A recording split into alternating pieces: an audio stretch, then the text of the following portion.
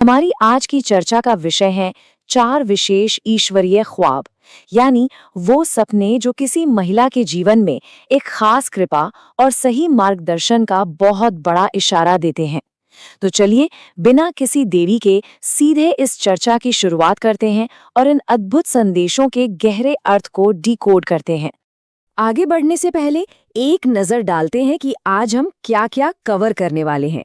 सबसे पहले हम समझेंगे सपनों के 3 आधार, फिर एक-एक करके बात करेंगे उन 4 खास सपनों की: सजदे में रोना, पवित्र दर्शन, साफ पानी और कुरान पढ़ना।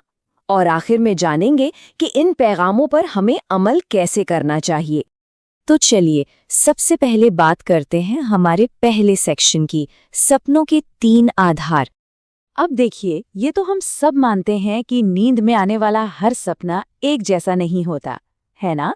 इस टेबल से ये बात और भी साफ हो जाती है। सपने मुख्य रूप से 3 तरह के होते हैं।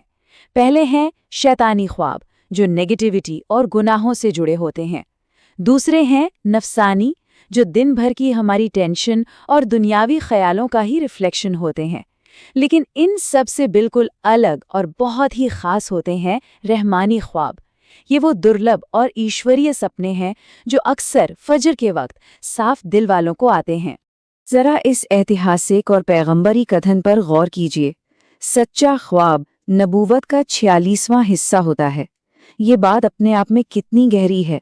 ये इस बात को पुख्ता करती है कि रहमानी ख्वाब सिर्फ हमारे दिमाग की कोई उपज या इमेजिनेशन नहीं है, बल्कि ये सीधे तौर पर ईश्वरीय मार्गदर्शन की एक बहुत ही प्रामाणिक और सच्ची झलक होते हैं।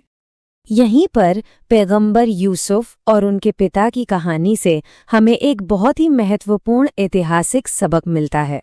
उन्होंने कहा था, मेरे बेटे, अपना ख्वाब भाइयों को मत बताना, वरना वे तुम्हारे खिलाफ साजिश रचेंगे। इसका सीधा सा मतलब ये है कि जब भी कोई सच्चा और खूबसूरत सपना आए तो उसे हमेशा गुप्त रखना चाहिए, ताकि उस ईश्वरीय संकेत को दूसरों की ईर्ष्या और बुरी नज़र से बचाया जा सके। अब आते हैं हमारे दूसरे हिस्से पर, जो है पहला खास ख्वाब, सजदे में रोना।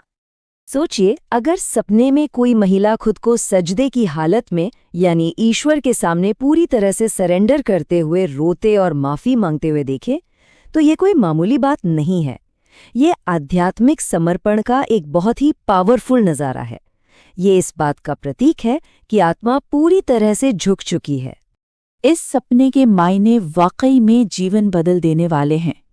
ये इस बात की कन्फर्मेशन है कि पश्चाताप यानी तौबा कबूल कर ली गई है और सारे गुनाह धुल गए हैं। इसका नतीजा ये होता है कि दिल की सख्ती खत्म हो जाती है, वो नरम पड़ जाता है और सबसे बड़ी बात, इंसान को एक खास ईश्वरीय प्रेम और सुरक्षा के घेरे में ले लिया जाता है। इस आध्यात्मिक सफर को थोड़ा और आगे बढ़ाते हैं हमारे तीसरे सेक्शन के साथ, दूसरा ख्वाब, पवित्र दर्शन। अगर सपने में किसी नेक वली, सहाबिया या पैगंबर का नूरानी दीदार हो जाए तो ये एक बेहद दुर्लभ और कीमती उपहार माना जाता है। ये कोई आम सपना नहीं है, बल्कि एक डायरेक्ट मैसेज है कि ऊपर वाला खुश है। ये एक ऐसा अनुभव है जो इंसान के नसीब को हमेशा के लिए रोशन कर देता है और आत्मा को असीम शांति से भर देता है। चलिए, अब बढ़ते हैं चौथे सेक्शन की ओर, जहां हम बात करेंगे तीसरे ख्वाब की, जो साफ पानी से जुड़ा है। सपने में साफ और बहता हुआ पानी देखना या खुद को उसमें नहाते हुए देखना एक बहुत ही खूबसूरत संकेत है। ये सिर्फ जिस्मानी सफाई नहीं है, बल्कि ये इस बात का इशारा है कि जिंदगी से दुख दर्द, दुनियावी चिंताएं और पुरानी आध्यात्मिक अशुद्धियां पूरी तरह से धुल रही हैं। एक तरह से ये मन का हल्का होना है। अब यहाँ एक बहुत ही दिलचस्प बात है। इस सपने का मतलब उम्र के हिसाब से बदलता है। अगर ये जवानी के दिनों में आए तो इसका मतलब है गुनाहों से हिफाजत और सही रास्ते पर चलने का एक मजबूत इशारा। और अगर यही सपना बुढ़ापे में आए तो ये इस बात की गारंटी है कि जिंदगी का बाकी बचा हुआ वक्त एक गहरी रोशनी, सुकून और ढेर सारी बरकतों से भरा रहने वाला है। और अब हम पहुंच गए हैं अपने 5वें सेक्शन पर, जो है हमारा चौथा और आखिरी खास ख्वाब, कुरान की तिलावत। चाहे सपने में कुरान की आयतें आवाज़ के साथ पढ़ी जा रही हों या इंसान बस खामोशी और सुकून से उसे सुन रहा हो, ये दोनों ही सूरतें बहुत ही अद्भुत हैं। ये इस बात का प्रतीक है कि आत्मा के अंदर सीधे तौर पर ईश्वरीय नूर और एक परम सम्मान भरा जा रहा है। पिछले सपने की तरह ही इसके भी उम्र के हिसाब से दो अलग-अलग मतलब निकलते हैं। जवानी में इस सपने का आना भविष्य की कामयाबी, घर में शांति और रिज्क यानी आजीविका में बरकत का वादा करता है। वहीं दूसरी तरफ बुढ़ापे में ये पिछले तमाम गुनाहों की पूर्ण माफी और एक बेहद पाक और सुकून भरी जिंदगी का परम आश्वासन देता है।